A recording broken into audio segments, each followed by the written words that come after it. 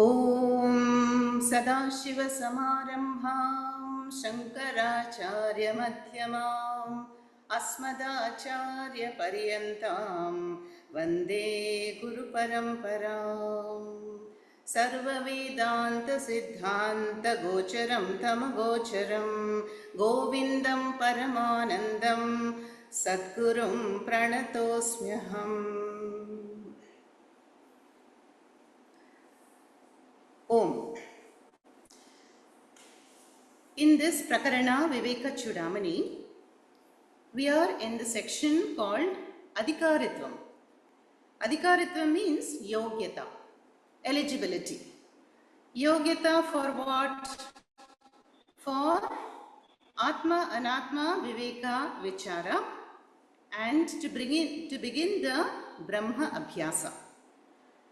So we saw in this shloka, number 19, Acharya lists the fourfold qualifications collectively called as sadhana chatushtayam and said, Adav nitya nitya vastu vivekaha tadantaram vairagyam then shatka sampatihi mumukshutvam iti.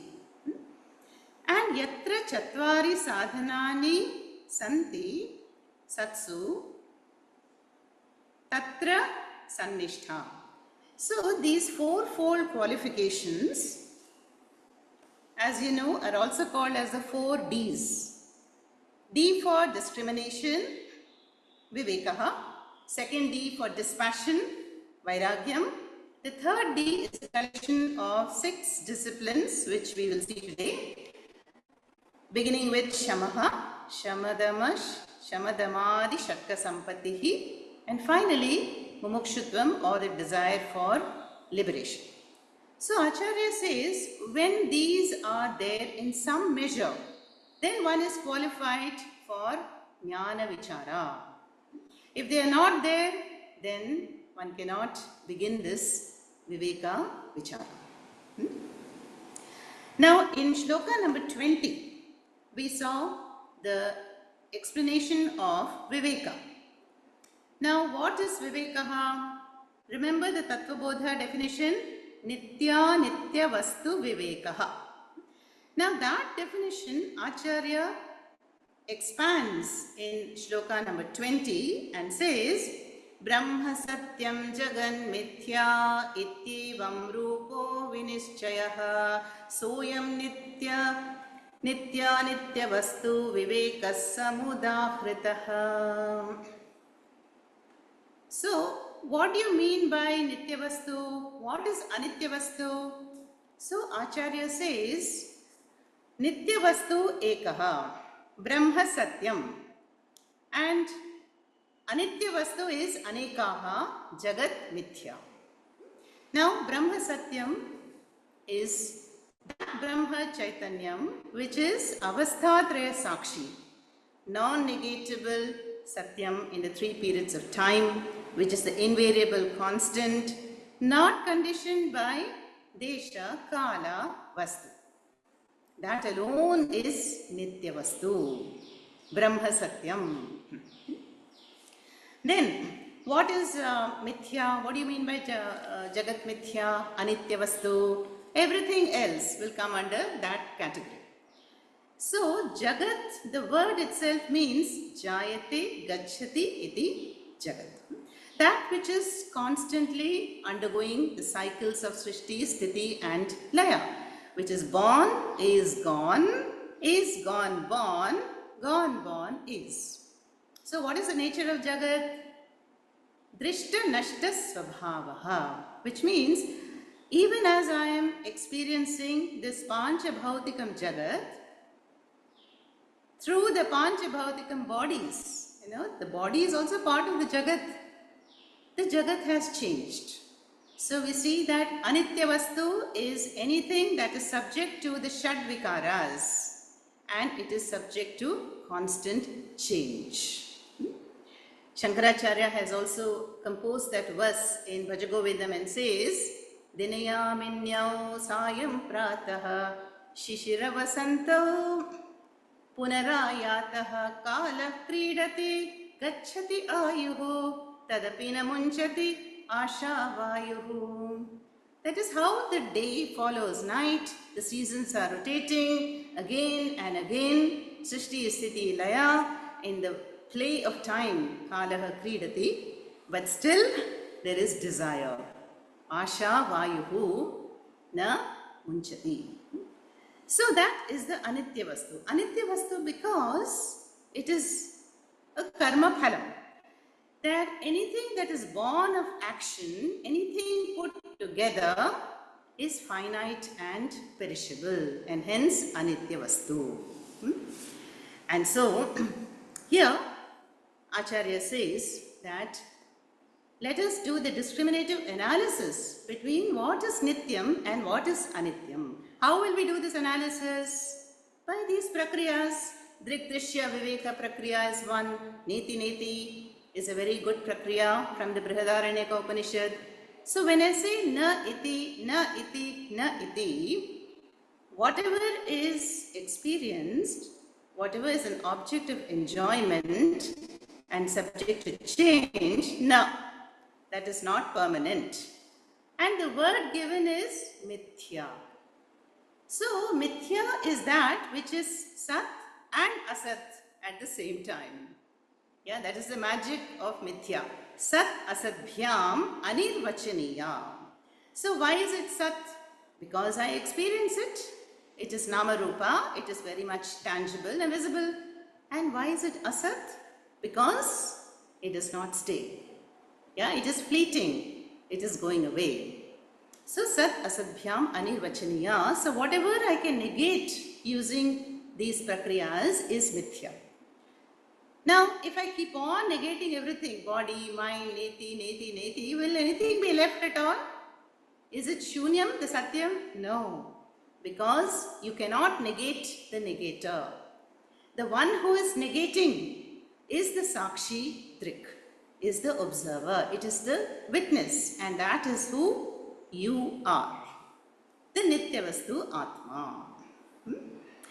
And so that we already saw in the 19th, 20th shloka about Viveka. Then 21st shloka, Acharya unfolded the second D, that is Vairagyam. What is Vairagyam? Tat Vairagyam jihasa ya darshana shravanadibhi dehadi brahma paryantam hi anitye vastu bhoga vastuni. So Acharya explains the second D and says, what is Vairagyam? We would say dispassion. Here the word used is jihasa. The Sanskrit word jihasa comes from the root ha. Ha means to give up, renounce. So what is being renounced here? Hatum ichha, the desire to renounce all the objects of enjoyment, starting from the deha all the way up to Brahma. Dehadi paryantam bhoga vastuni anitye jihasa. That is the definition of Vairagyam. Now, we see the deha. So anything that I enjoy, which is the body centered, and through the body to possessions, to people, to situations, to events in life, are they permanent? So here, Acharya says that we see that all of them is karma phalam.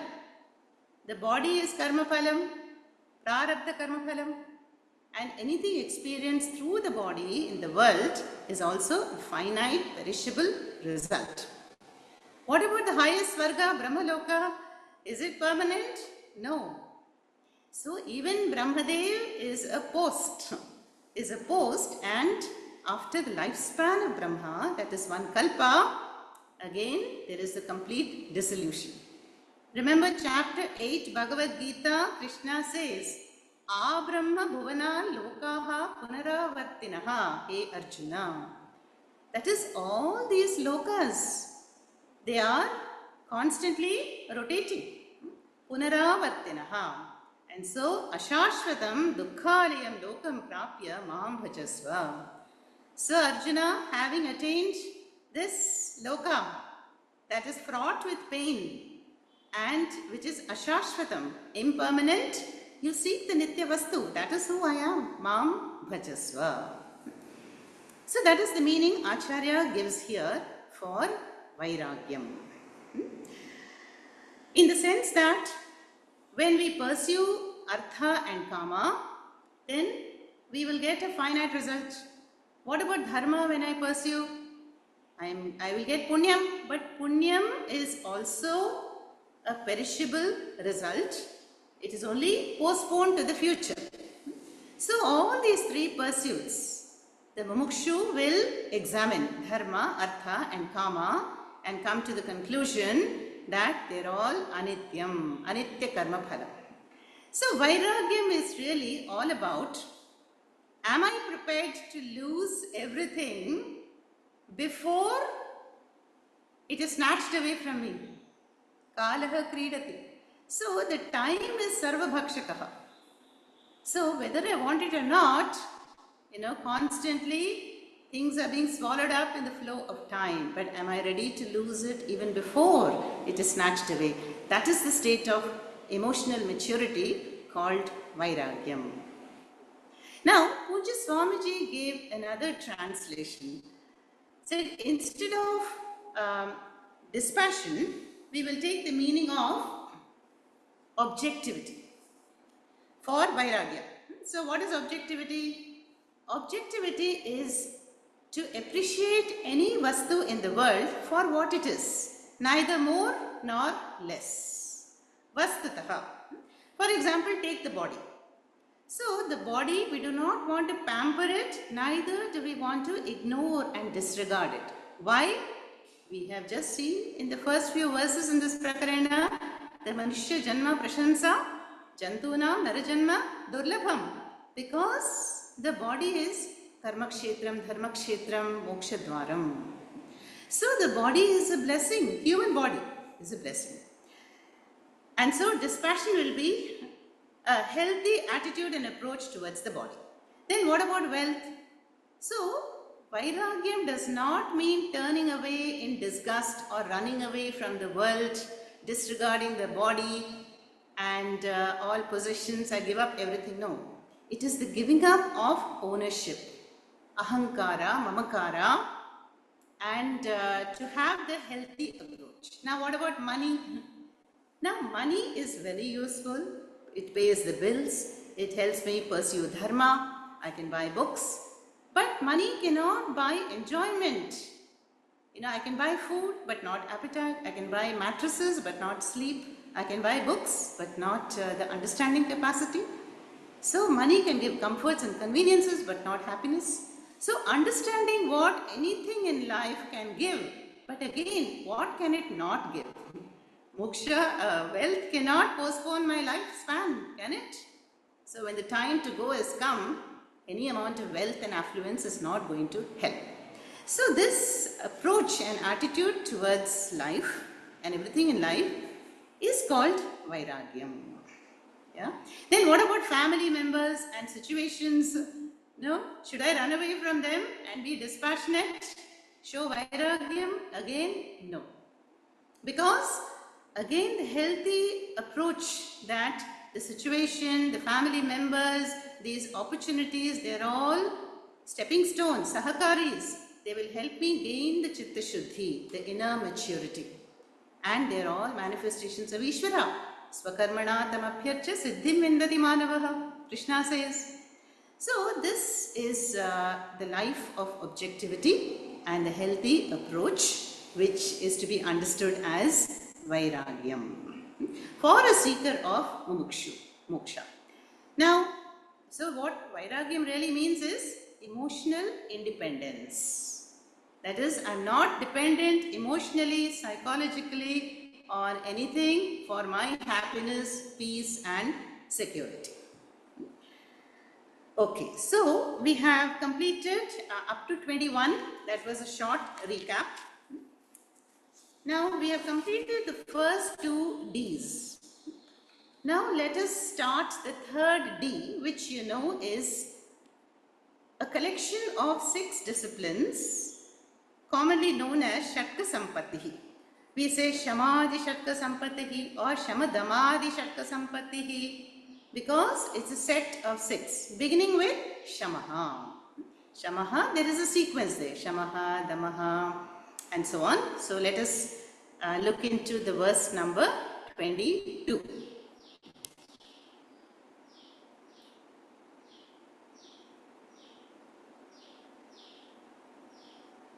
Virajya Vishayavratat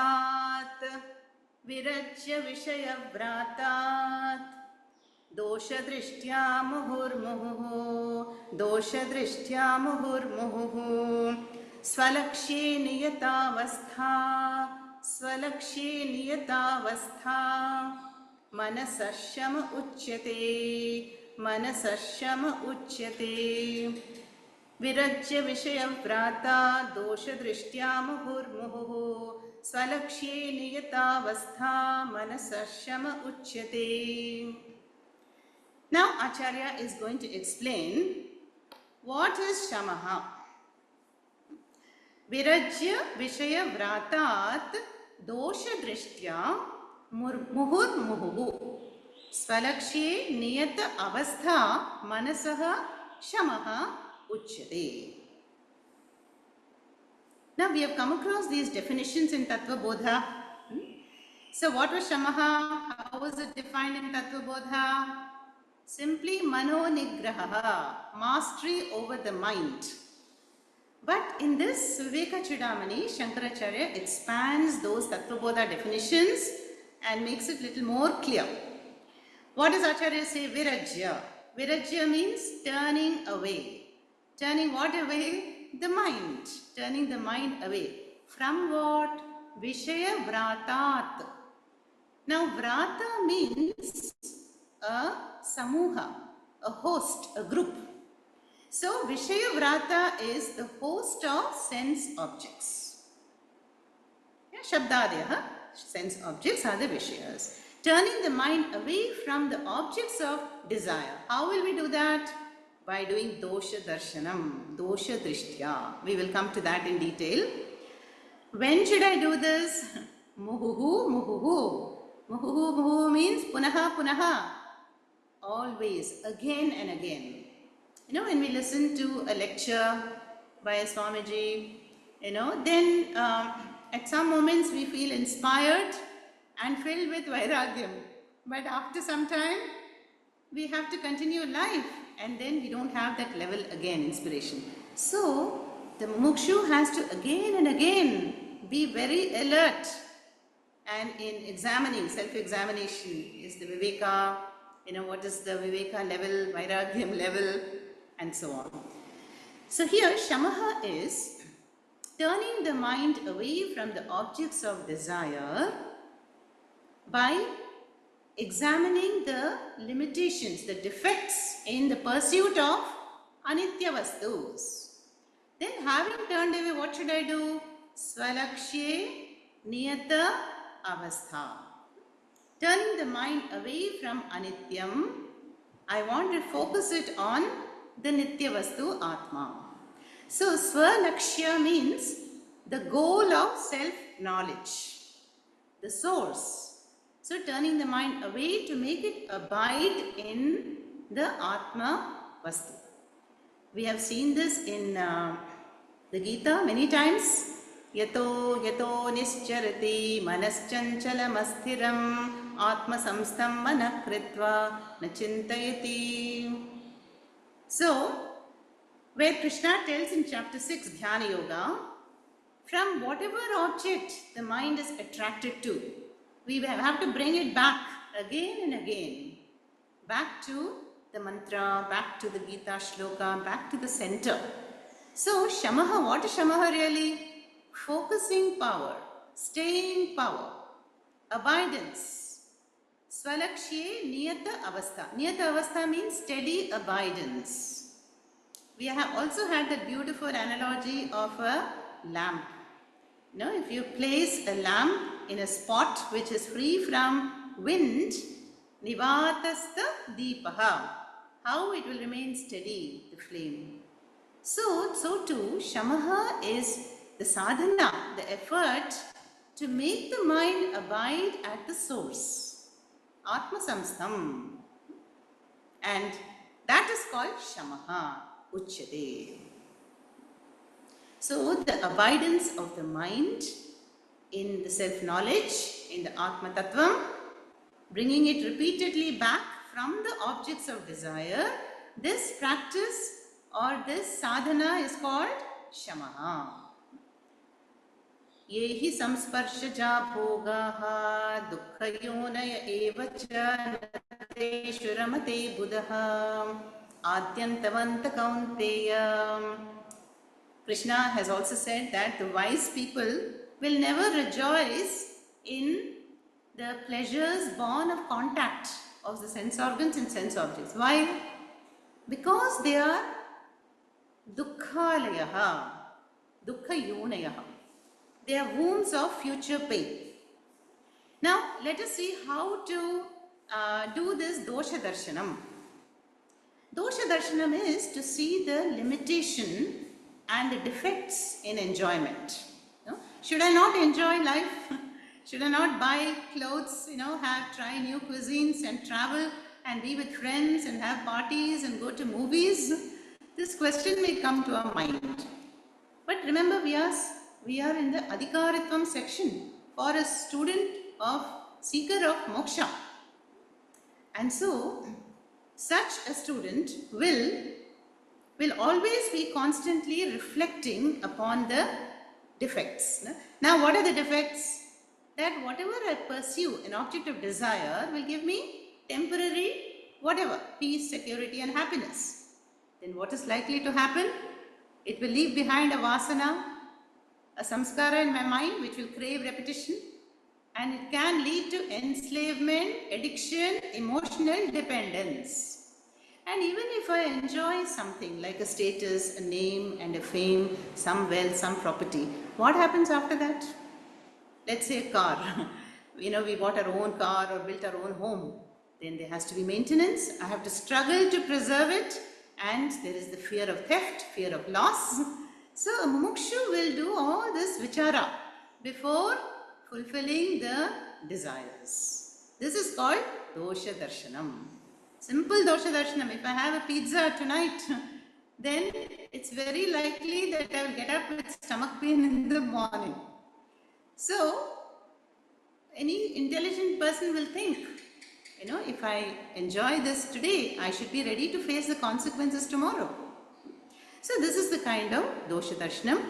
I want emotional independence. Yeah? And by this discriminative analysis, one frees the mind from the Vishaya Vratat and bringing it back again and again to the Atma Tattvam, Niyata Avastha. This is called Shamaha, the focusing capacity of the mind.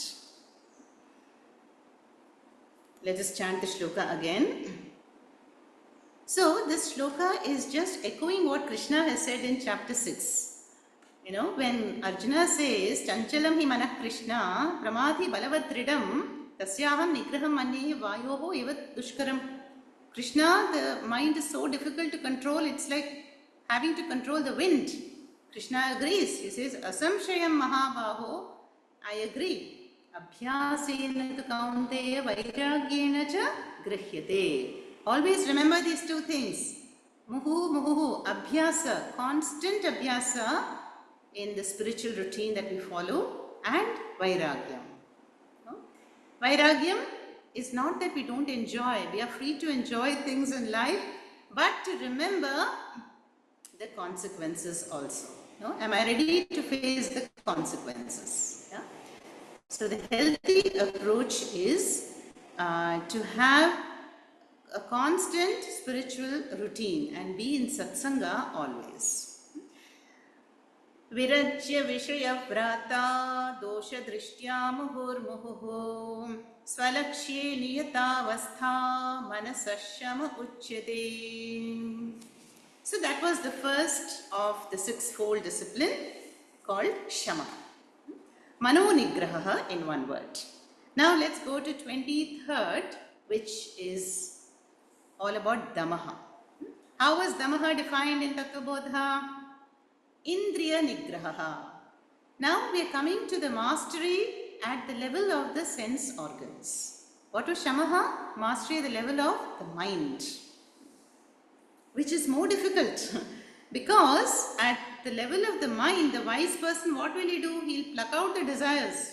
Prajahati gadakaman sarvan partha manogatam. Even as a desire like wave appears in the mind lake, this strong mumukshu, the jnani, is able to pluck it out and not pursue it, but remains as an uninvolved witness. Now, Damaha is about at the level of the body, level of the sense organs. Let us chant the verse here. Vishayebhyah paravartya, Vishayebhyah paravartya, Sthapanam swasvagolake, Sthapanam swasvagolake, Ubhayesham indriyanam, Saha damah parikirtitaha, Ubhayesham indriyanam, Sadamah parikirtitaha. Vishayebhyah paravartya sthapanam swasvagolake ubhayesham indriyanam sadamah parikirtitaha. Acharya is explaining Damaha now. Vishayebhyah paravartya sthapanam swasvagolake ubhayesham indriyanam saha damaha parikirtitaha. Now, so here Vishayebhyaha means from the objects of enjoyment, from the sense objects. What is being done? Paravartya. Again, turning one's back, having turned away from the objects of desire. What are we turning back here? Ubhayesham indriyanam. Ubhayesham indriyanam means both the sets of sense organs. Now we know we have, Dashendriyani, right? 10 sense organs, 5 organs of knowledge and 5 of action. So the organs of knowledge bring in the data to the mind and organs of action respond to the external world. Constant data interchange is happening. Yeah. Now, what is Golaka? Golaka is this physical counterpart. We have physical eyes, physical ears, and tongue and skin. But Indriyam is the subtle faculty. How do I enjoy sight? I have to just open my eyes and sight happens, hearing happens, touch, feel happens. How? Because there is a subtle faculty blessed by a Devata. Surya Devata blessing sight, Ashwini Kumara's blessing the sense of smell, Vayu blessing the sense of touch, Varuna the sense of taste, and so on. We have seen the whole list in Tattvabodha. So here Acharya says that when we turn the sense organs away from the sense objects and sthapanam means make them abide in their respective golakas, the physical counterparts. Swa golake sthapanam ubhayesham indriyanam. This practice, this sadhana is called Damaha. Just means that mastery of the organs of action and knowledge. That is restraining the subtle faculties, and making them abide in their respective physical counterparts, not to be carried away by, the shabdadeyaha sense objects. So this mastery over the indriyas is called Damaha. Now this is the reason why our culture, we fast. We're fasting because that is the sthapanam of the, the tongue. The tongue indriyam is not given any work, is on vacation, fasting. Then maunam. Then if I decide not to touch the internet, no browsing, then the chakshur indriyam is abiding peacefully. Yeah? This kind of sthapanam, this kind of mastery the sense restraint is called damaha. So these two go together. Shamaha is at the level of the mind, mastery at the level of the mind, and damaha is the level of the sense organs and the body. Now what will happen if I don't do this, these sadhanas? Then we know that all these sense faculties and the body will be just draining out like a leaking pot. And this is why what the young Nachiketa tells Yama, when Yama tempts him with all the enjoyments, tries to tempt him, Nachiketa says, no, tejaha jarayanti, all my tejas, ojas, prana will be leaking if I enjoy as your offering. O Yamadeva, keep your enjoyments. I do not want any of them. So the more we browse, the more we read, watch television and go hear about and listen to audios and then taste everything all the time, we can see that we are not enjoying them. They are enjoying the faculties. They will be jara. Jara will approach even faster. So a mumukshu is very careful about where this energy is going. And so sva golake sthapanam is to restrain the sense organs and turning them away from enjoyments to make them abide in the sense, in the physical counterparts.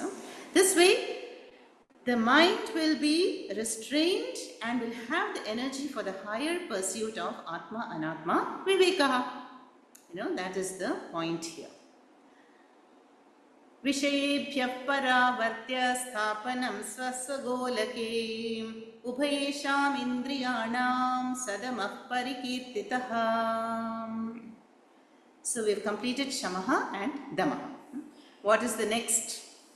The next is called Uparatihi. There is only a one-line verse for Uparatihi in the shloka 23rd. Bahya-nalambanam vrittehe esha uparatihi uttama. Bahya-nalambanam vrittehe esho paratiruttama. That's it, one line for Uparatihi. Now, there is a certain sequence. Have you noticed it? Initially, a mumukshu will start with Viveka. Only when there is Chitta Shuddhi will Viveka come to the mind. Oh, is there a Nitya Vastu? What is this? Everything is Anityam. Viveka. That Viveka will lead us to Vairagyam. If the worldly objects are Anityam, then why should I chase them? Vairagya will come. So how Viveka leads to Vairagyam? Then Vairagyam will take us to Shamaha. Then Shamaha to Damaha and so on. But they are also interconnected in the sense, if I develop even one quality, all of them are going to come in. But there is a sequence also. So in this next of the value, the discipline is Uparatihi. Now there is another word for Uparatihi which is Uparamaha. And we find different Shastras giving us different meanings for Uparatihi. Tattvabodha definition, if you remember, was Swadharma Anushtanam. Yeah? That is, if I am devoted to my Nitya Naimittika karmas and pursue dharma and perform the Vihita karmas enjoined by the Shastra, that is Uparatihi. But the word Uparatihi means what? Withdrawal. Withdrawal means quietude. So what am I withdrawing myself from? From Kamya karmas, from Pratishiddha karmas. That is one meaning. Then another Shastra gives the meaning of Uparatihi as Sannyasa. So in the last ashrama of life, there is a complete withdrawal from all the duties and obligations. So sannyasi is exempt from duties towards family, society, community, country, everything. So that is the highest Uparatihi. So there are different levels of withdrawal. That is meant here. Now, let us see the third meaning given by Acharya Shankara in this one line. Bahya analambanam vrittehe iti uttama uparatihi is the highest uparatihi. Uttama uparatihi. Now what does this mean? Now you all know what is alambanam. No? Alambanam, the word means support. Yeah? Some kind of support. A mental support. Here Acharya says that when one is free from psychological leaning, psychological dependence on anything external, that is the uttama uparatihi. Bahya analambanam vrittehe iti uttama uparatihi. You know, here the vritti is to be understood as the mind or aham vritti. You know, so when I the ahankara, I am not leaning psychologically on any external alambanam, external support. You know, there are many people who think their life is worth it. They can only live when this person is there, or when I have this and I have that. So there is a very strong emotional dependence. Yeah? So the mumukshu will understand that I cannot afford to have any kind of leaning, psychological dependence on anyone and anything anityam in this world. That is called uparatihi. Now this withdrawal again does not mean running away from the world, running away from situation. It is a mental withdrawal. It is a mental understanding, because the world is going to enter our mind anyway. In the waking state, there is always perceptions going on. Perceptions are entering my mind. And then even if I don't perceive in the world, what about memories? Memories will come up. Then when I go to sleep, the vasanas become active. So we cannot withdraw into seclusion and detach from the world. That is not the meaning here. So uparatihi here is again the absence of mind notion. This belongs to me. You know, without this I cannot live. My home, my property. So the absence of ownership is the mental withdrawal. So at best, who am I? Managing trustee. I do not own anything, not even this body. You know, if I was the master of my body, I could prevent it from aging. But the grey hairs come, the wrinkles will come, faculties will decline. So everything is a gift of Ishvara and governed by the Agnya, the command of Ishvara. So this is the third meaning of, this uparatihi. In the Gita also we find this word in the 6th chapter. Shanai Shanai Ruparamed Buddhya Dhriti Grihitaya. So may one with the buddhi withdraw in stages, slowly but surely, and focus the mind on the Atma Tattvam. Uparamed. Same meaning here. Okay. So Bahya Analambanam Vrittehe Esha Uparatihi Uttama. So Uparatihi really means what? Withdrawal. And there are stages of that. So initially we will have withdrawal in terms of Swadharma Anushtanam, pursuit of dharma. And the sannyasi's withdrawal is sannyasa, renunciation of the kartritva bhoktritva tyaga. And here the sadhana is, Shankaracharya says, is to have that no emotional leaning. Puja Swamiji would say that Vedanta will remove all the emotional crutches for us, but it will show us the whole.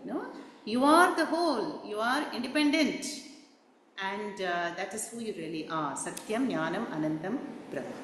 So that is Uparatihi. So we finish Shamaha, Damaha, Uparatihi. Then shall we go to next, Titiksha. To attend these sessions, we all need Titiksha. So Titiksha is the staying power. And how does Acharya now define in shloka number 24, Titiksha? This is a very famous verse, oft quoted.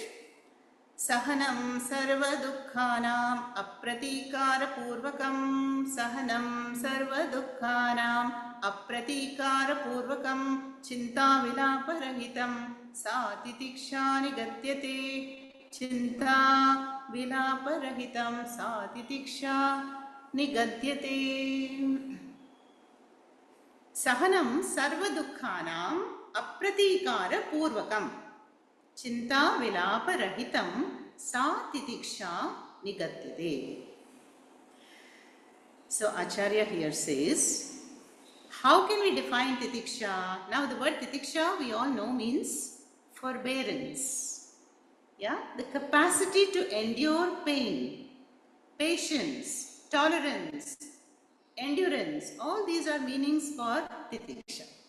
And if you remember chapter 2, titiksha has been mentioned by Krishna also. Matra sparshast kaunteya shitoshna sukha dukkhadaha agamapayino nityaha tan titikshasva bharata. Krishna has told Arjuna, Arjuna, have titiksha. Titiksha for what?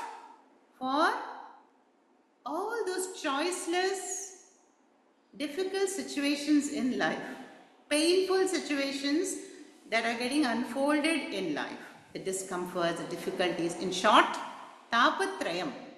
There will be difficulties, adhyatmika, coming from my own body and mind, then adi daivika, divine disturbances in the environment, then adi bhautika, surroundings also. So all this, what choice do we have? We may want to do a lot of pujas and pariharas and visit temples or astrologers, or doctors for removal of all these. But the mumukshu will say that we can never completely remove all this. And even if I do, I will only get temporary relief. So what is the wise approach? Endure. Sahanam. That is the first word here in the shloka. Sahanam. Sahanam is to bear.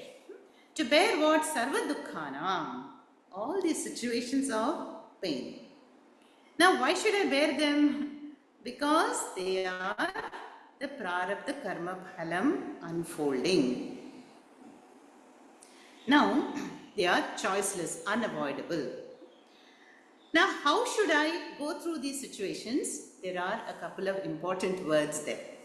One is apratikara purvakam. Apratikara purvakam means without retaliation, without dvesha. Sometimes when we find ourselves in a difficult situation, then we want to blame it on somebody, on the spouse, or the government, or the society, or children, or the weather. Something will be blamed upon. But here, Acharya is saying that may one endure it patiently, and have objectivity. Again, objectivity. Seeing that the situation, is an unfavorable situation for me. How am I going to go through the situation? Patiently. Apratikara purvakam. Without that inner, strong desire to take revenge. In the Mahabharata we see, so much, avenge feeling full. Drupada and, this, all these people, Bhima versus Duryodhana, Arjuna versus Karna, then all these people are wanting to avenge themselves. But here, Acharya says, for a mumukshu, one has to have the apratikara purvakam manas. Non-retaliating mind and with the capacity to endure. And we find that this is a very important quality because there will be suffering and trying circumstances in any ashrama. As a brahmachari, students suffer. As a grihastha, it's very intense. Vanaprastha, there is insecurity, aging and fear of loneliness and so on. Sannyasis also, they will be worried about where the next bhiksha will come from. So, titiksha is to calmly accept, endure and move through that phase. That is apratikara purvakam. Then the second adjective is chinta vilaparahitam. Without chinta, without worry and without lamentation. Yeah. So some people will go through difficult situations, but lamenting, grumbling, complaining. It's too hot, it's too cold. You're always late. And why did this happen to me? I do not deserve it. No, mumukshu will not waste time, effort and energy in all this, but chinta vilaparahitam apratikara purvakam sahanam is to endure. Because it is a choiceless situation. In other words, may one have prasada buddhi. Prasada buddhi is even these situations, where I feel stuck, and this is to be seen as a manifestation of Ishvaraha, in other words. Sa titiksha nigadyate. Such an attitude of sahanam, endurance, is called titiksha. Like the corona period, how much titiksha it taught us all. So many people feel that it should be renamed as Karuna. Karuna virus, because it taught us self-dependence and detachment, and so many good things also came out of it, out of that difficult period. So titiksha is an important value here, and this is what Acharya explains. Sahanam sarva dukkhanam apratikara purvakam chinta vilaparahitam sa titiksha nigadyate. So the capacity to endure situations without breaking down. So when we are prayerful, when we are always enjoying satsanga, and then we can build up this inner strength, that is the strength of titiksha. Okay. And Krishna has said in chapter 2 again, those who have titiksha saha amritatvaya kalpate. They alone are fit for amritam, moksha praptihi. That strength of mind should be there. Now let's go to the next of the sixfold disciplines, and that is Shraddha. In the 25th verse. Shastrasya guruvakyasya satyabuddhyavadharanam Sashraddha kathita sadvihi yayavastu palabhyate. Very, very important qualification, Shraddha. Perhaps the most important qualification. Gita, we know, Shraddhavan labate jnanam, and ashraddhadhanaha ajnaha samshayatma vinashyati. The one who has no Shraddha, can such a person succeed even in normal life?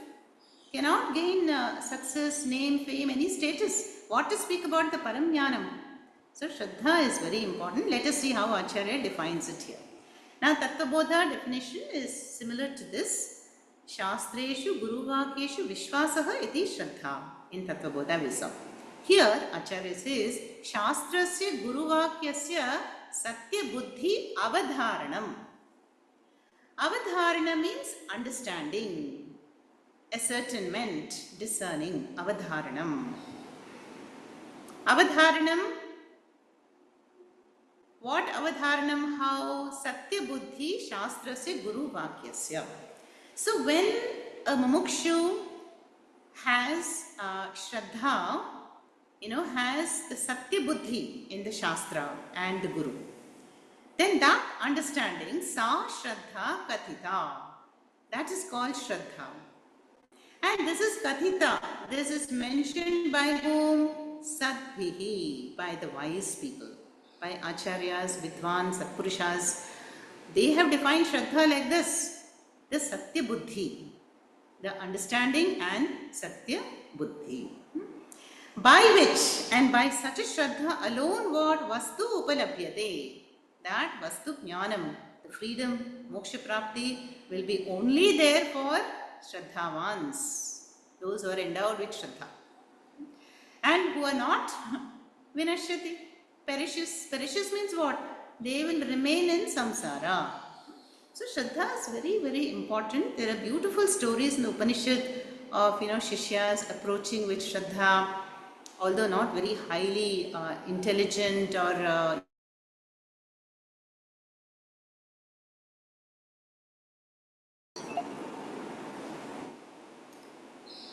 okay, some internet problem. So we were seeing the value of Shraddha. So here I was saying why, Shraddha is to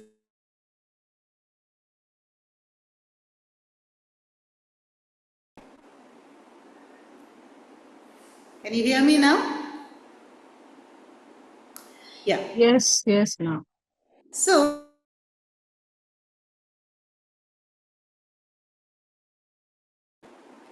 Satya Buddhi is Pramana Buddhi. Now what is Pramana Buddhi? Pramana Buddhi is to understand that it is only by Shastra Pramana, Shabda Pramana, that I can gain this knowledge. In fact, Krishna says in chapter 14 at the very end, Tasmat Shastram Pramanam Te Karya Karyau Vyavastitau. Arjuna, Shastra alone is the pramanam to know what is to be done and what is to be avoided. Yeah? So, that pramana buddhi, that satya buddhi, having that is called Shraddha. So I do not dismiss the Guru. I do not stop Vedanta classes just because I don't understand. I have to work on my mind. I have to clarify doubts. I have to revisit the verses. I have to listen to recordings again and again. And examine to see where is the shortcoming in me. Is the adhikaritvam upgraded? All this is involved in Shraddha. And that student who has Shraddha in the words of the Guru and the Shastra, Jnanam Labhyate, will definitely gain the knowledge. And this is defined as Shraddha by whom? Sadbihis, by the wise Satpurushas. And what do they say? Yaya Vastu Upalabhyate. By Shraddha alone one can gain the Moksha Praptihi or Vastu Jnanam. Shastrasya Guruvakyasya Satyabuddhyavadharanam Sa Shraddha Kathita Sadbihi Yaya Vastu Palabhyate. So, we have seen today Shamaha is the mastery over the mind, Damaha, the mastery over the sense organs, Uparatihi is the withdrawal, the quietude. Titiksha is endurance, staying power. And Shraddha is an open, trusting, strong mind. Now there is one more, and that is Samadhanam. We'll briefly see that also today and then revisit it next time. So what is Samadhanam here? Sarvada sthapanam buddhehe shuddhe brahmani sarvada tat samadhanam iti uktam natu chittasya lalanam. Now samadhanam, the word is very close to samadhi. So there is the word samyak adhanam. Adhanam is to place. To place something very well is samadhi or samadhanam. And Tattvabodha definition was Chitta Ekagrata. The one-pointedness of the mind was defined as Samadhanam in Tattvabodha. Same meaning here also. Sarvada, at all times, Sthapanam, the maintaining, abiding of the Buddhi, Shuddha Buddhi, where? Brahmani, on the source, on the Atma, Tat Samadhanam iti uktam. This is called Samadhanam. And Natu Chittasya Lalanam. It is not a light play of the mind, but it is the steady, the establishment of the mind on the Brahmavastu, one-pointedness. So Samyak Adhanam means the mind is very well placed at the source. Now in the Jiva Yatra, we may be in different ashramas. Some may be brahmachari, some are grihasthas, some are vanaprasthas, and some are sannyasis, right? But all the time, can I be without forgetting this goal? Non-forgetting. The one-pointedness of the mind is called samadhanam. And the common example given here is that of the musician. The Carnatic musician, she will sing many different ragas and talas will change, but she's always tuned into the tambura shruti in the background. That tambura shruti is the ekaha atma tattvam. That is what is samadhanam. Sthapanam, placing the mind very well, samyak adhanam, in the Brahmavastu, Satyavastu. Satyavastu is called samadhanam. Yeah? And so we'll stop here for now and just chant this one more time. Sarvada sthapanam buddhehi shuddhe brahmani sarvada tat samadhanam ityuktam natu chittasya lalanam. Om Purnamadah Purnamidam Purnat Purnamudachyate Purnasya Purnamadaya Purnameva Vishishyate. Om Shanti Shanti Shanti. Harihi Om Shri Gurubhyo Namaha. Harihi Om.